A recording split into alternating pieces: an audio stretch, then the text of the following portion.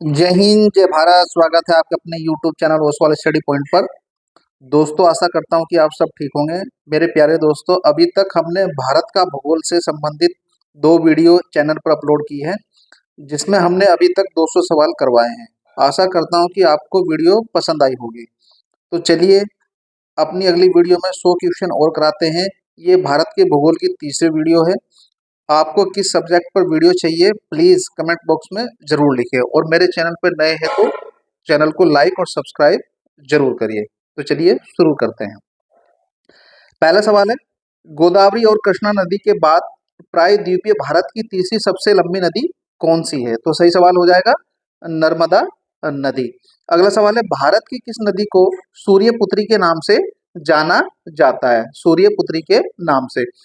तो याद रखिए, ताप्ती नदी को सूर्यपुत्री के नाम से जाना जाता है।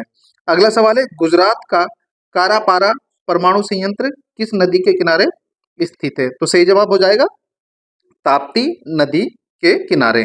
अगले सवाल है, ताप्ती नदी के किनारे बसे शहर कौन से हैं? तो राइट आंसर हो जाएगा सूरत, बुरहानपुर, भुसावल और बैतूल। ये भी आप याद रखेंगे। अगला सवाल है, गोदावरी और कृष्णा नदी के बाद प्रायद्वीपीय भारत की तीसरी सबसे लंबी नदी कौन सी है? तो राइट आंसर हो जाएगा नर्मदा नदी। ये दोबारा क्वेश्चन जो है रिपीट हो गया है। आगे चलते हैं। अगला सवाल है, साबरमती नदी का उद्गम किस राज्य से होता है? तो राइट आंसर हो जाएगा राजस्थान। और राजस्थान के किस उससे होता है? उदयपुर से। ये भी आप याद रखेंगे। अगला सवाल है, साबरमती आश्रम किस राज्य में स्थित है? तो गुजरात में स्थित है। मांडवी नदी का उद्गम कहाँ से होता है? राइट आंसर हो जाएगा भीमगढ़ से। यानी कि भीमगढ़ कहाँ पड़ता है? कर्नाटक में। मांडवी नदी को किस राज्य की जीवन रेखा कहा जाता है? तो राइट आंसर हो जाएगा गोवा। अगला सवाल है, मध्य प्रदेश में स्थित मेहर झील से कौन सी नदी निकलती है? तो राइट आंसर हो जाएगा माही नदी निकलती है।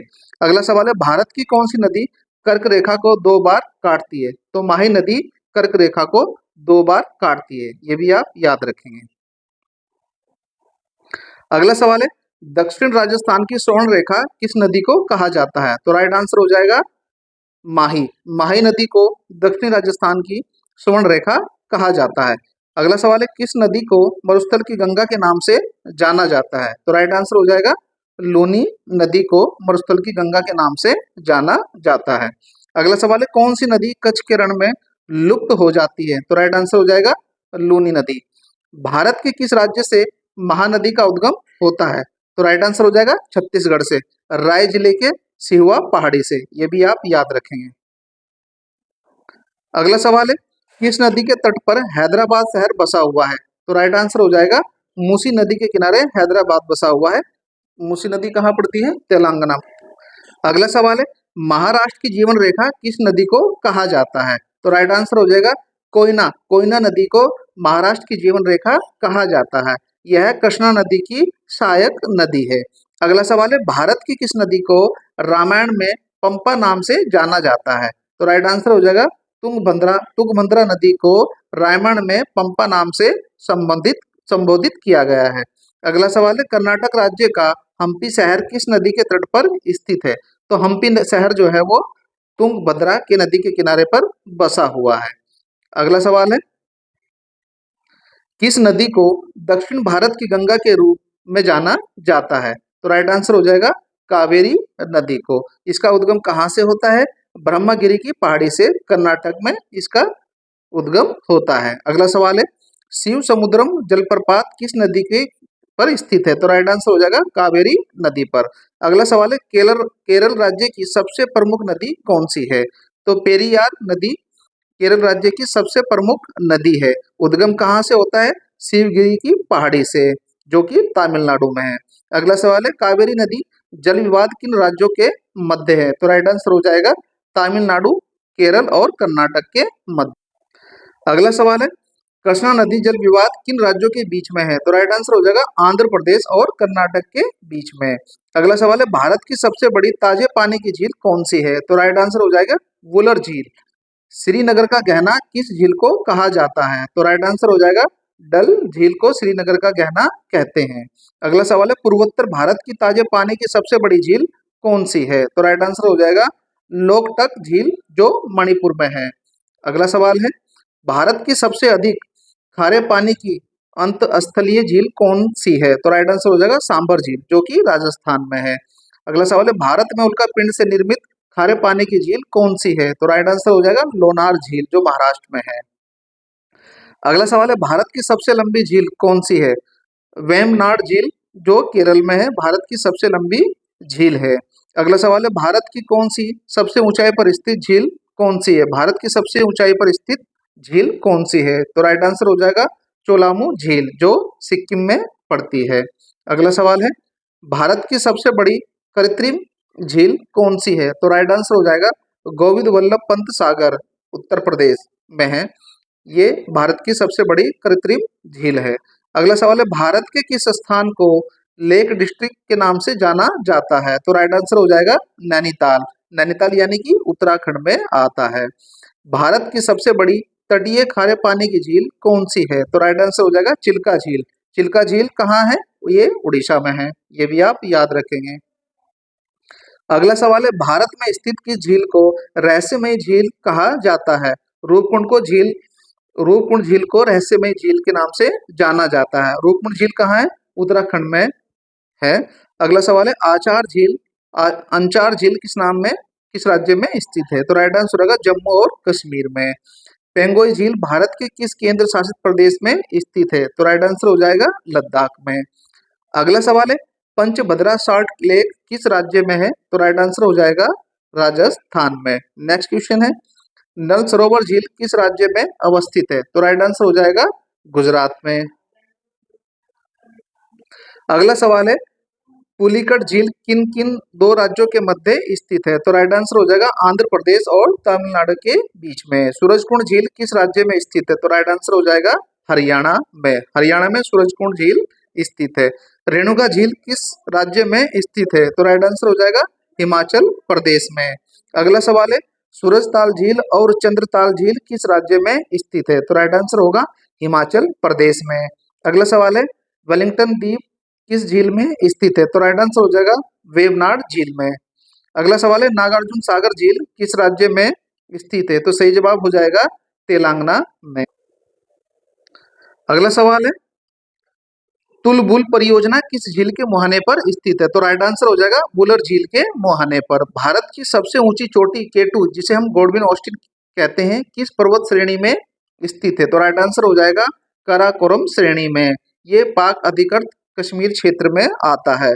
अगला सवाल है, भारत में हिमालय की सर्वोच्च चोटी, ऊंची चोटी कौन सी है? तो कंचनजंगा, जिसकी ऊंचाई कितनी है? 8,598 मीटर। ये भी आप याद रखेंगे।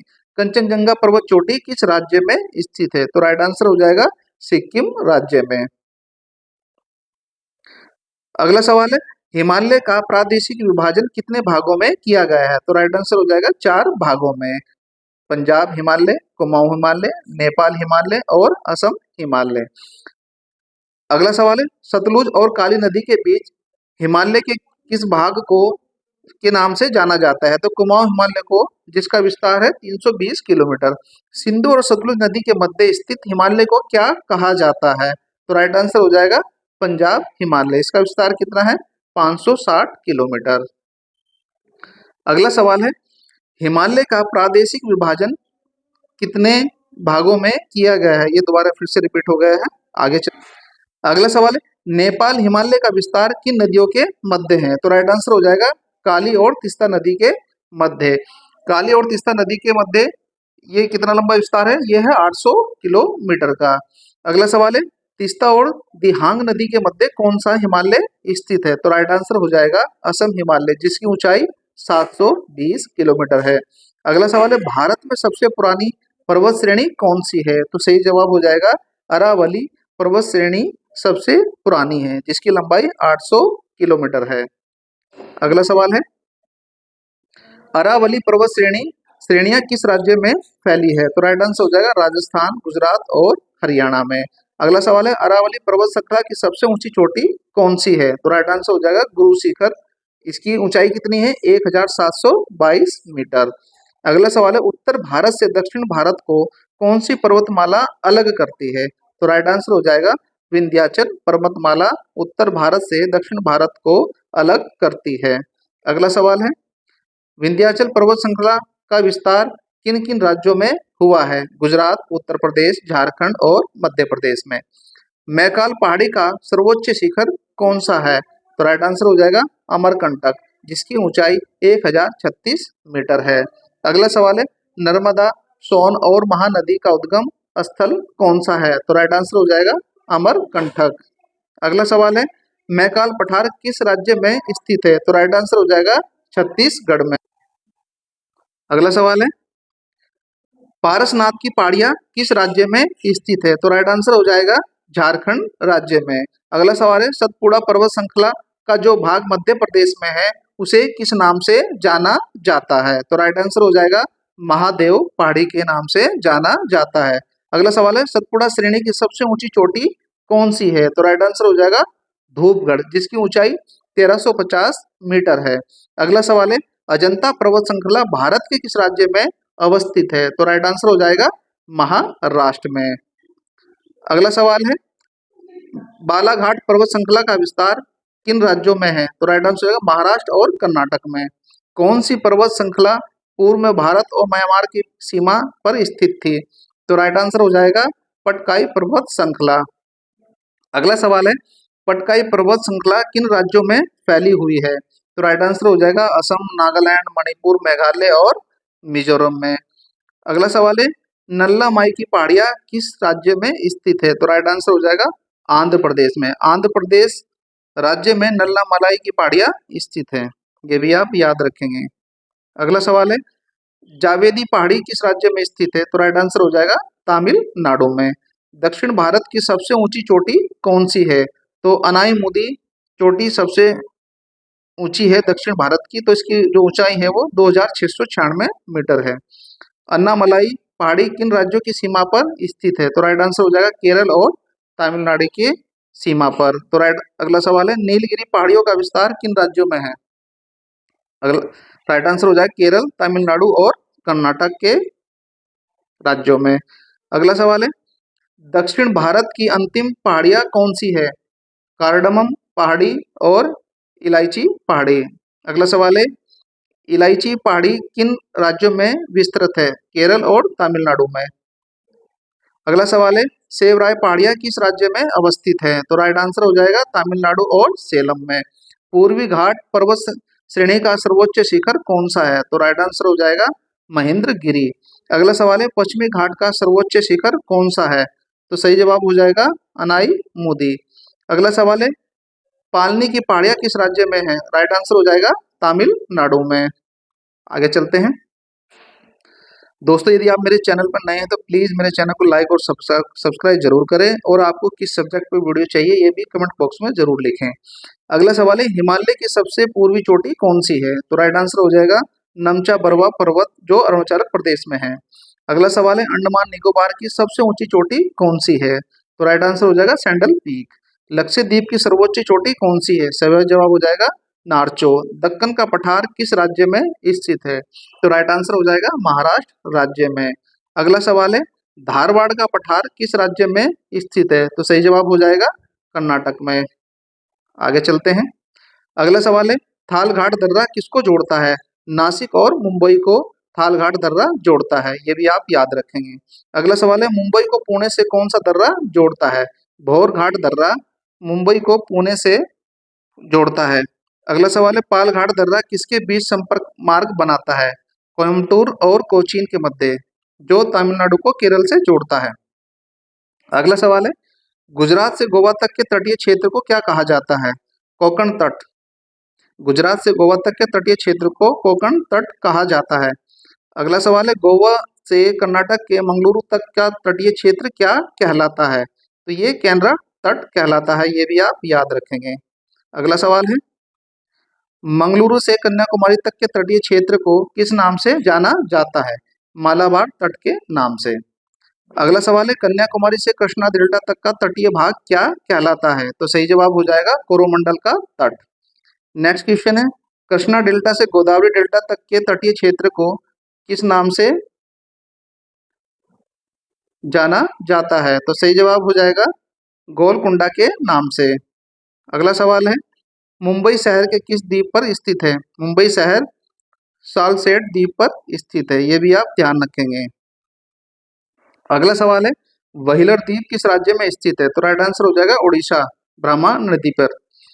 वर्तमान में व्हीलर द्वीप का नाम बदलकर क्या रखा गया है? अब्दुल कलाम द्वीप जो है वर्तमान में व्हीलर द्वीप का नाम बदलकर रखा गया है। अगला सवाल है, भारत और श्रीलंका के बीच कौन सा द्वीप स्थित है? तो राइट आंसर हो जाएगा पवन द्वीप।